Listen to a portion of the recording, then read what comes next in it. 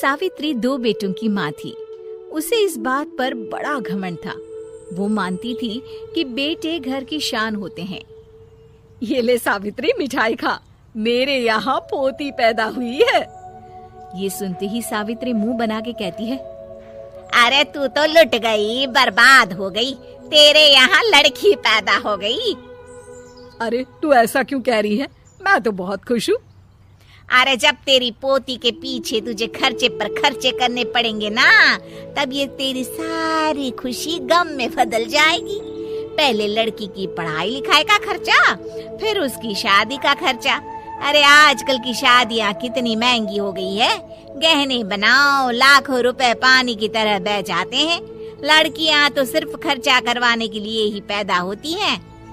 इस तरह लड़कियों के प्रति अपने विचार व्यक्त करते हुए सावित्री ममता को लंबा चौड़ा भाषण देके चली जाती है। अब तो आप लोग इस कहानी में सावित्री देवी का पात्र अच्छी तरह समझ ही गए होंगे। कुछ समय बाद सावित्री की बड़ी बहू भी एक लड़की को जन्म देती है।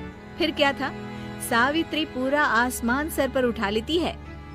हे भगवान, ये तू मुझसे किस जन्म का बदला ले रहा है?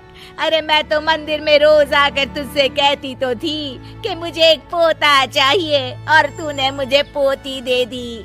इतनी मिठाइयाँ और प्रसाद चढ़ाने का क्या फायदा हुआ? तभी सावित्री की बहू निशा कहती है, क्या माँ जी, आप भी इतनी सी बात पर नाराज हो गई हैं? देखिए तो आपकी पोती कितनी सुंदर है, बिल्कुल आप पर गई है। अरे चुप कर, तुझे 9 महीने इतने महंगे महंगे काजू बादाम फल फ्रूट खिलाने का फायदा क्या हुआ? मेरे तो सारे पैसे बर्बाद हो गए। ये सुन सावित्री का बड़ा बेटा अजय कहता है, माँ, तुम सिर्फ नाम के लिए 2020 में रहती हो। असल में तुम्हारा दिमाग सैकड़ों साल पुरानी सोच रखता है। आज के जमाने में लड़का और लड़की में कौन फर्क करता है? मैं तो बहुत खुश हूँ कि भगवान ने मुझे लक्ष्मी के रूप में बेटी दी है। लेकिन सावित्री पर अजय की बातों का कोई असर नहीं होता। नालायक, अपनी पत्नी की ज़बान बोल रहा है। मेरा बड़ा बेटा तो हाथ से गया। लेकिन सावित्री देवी हार मानने वाली नहीं थी। वो पोते की चाह में अपने छोटे बेटे विजय की शादी करवा देती है। कुछ समय बाद आखिरकार वो दिन आ ही जाता है जब सावित्री की छोटी बहू गर्भवती हो जाती है। सावित्री इतनी खुश हो जाती है कि वो बच्चे के जन्म से पहले ही सारे मोहल्ले में ढिंढोरा पीटने लगती है। ये क्या सावित्री, तू तो पोते के जन्म से पहले ही मिठाई बांट रही है। पहले पोता पैदा तो होने दे, और फिर क्या पता अगर पोते की जगह पोती पैदा हो गई तो।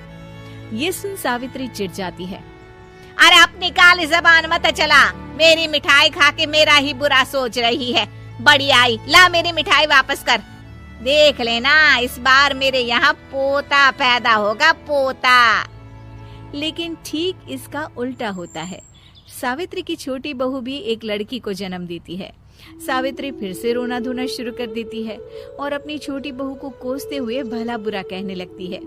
देखते ही देखते ये सावित्री की रोज की आदत हो जाती है।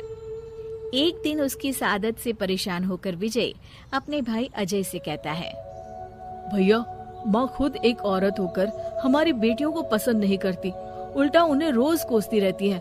मुझे माँ की यह आदत बिल्कुल पसंद नहीं आती। अरे तू ठीक कहता है, मैं भी अब माँ से तंग आ गया हूँ। अच्छा, तो अब तुम दोनों इस तरह पीठ पीछे मेरी बुराई भी करने लग गए हो? नहीं माँ, हम चाहते हैं कि घर में शांति बनी रहे। हमें हमारी बेटियाँ बहुत प्यारी है। मैं नहीं चाहता कि वह तुम्हारे ताने सुन सुन कर बड़ी हो, और इसीलिए हम दोनों ये घर छोड़कर चले जाएंगे। हाँ माँ, मैं भैया की बात से सहमत हूँ। जब तुम इस घर में अकेली रहोगी तब तुम्हें अपनों की कीमत का एहसास होगा। अपने दोनों बेटों के मुंह से अपनी माँ के लिए इतने कठोर शब्द सुन सावित्री भावुक और रुआंसी होकर कहती है, क्या सच में तुम दोनों मुझे इस घर में अकेली छोड़कर चले जाओगे? हाँ माँ। हाँ माँ, अब पानी सर के ऊपर जा चुका है। मैं तुम दोनों के बिना नहीं रह सकती। अपनी सास के आंसू देख अजय और विजय की पत्नी अपने पतियों से लड़ पड़ती है। अरे जिसे जाना है वो जाए, मैं माँ जी को छोड़कर कहीं नहीं जाने वाली। भाभी, आप ये क्या कह रही हैं? वही जो तुम सुन रहे हो, दीदी बिल्कुल सही कह रही है। हम बेटियों के संस्कार हमें सिखाते हैं कि सास माँ समान नहीं बल्कि माँ ही होती है और उस माँ की जिंदगी भर सेवा की जाती है। बेटे अपना फर्ज भूल सकते हैं, लेकिन बेटियां नहीं। आप दोनों शौक से जा सकते हैं।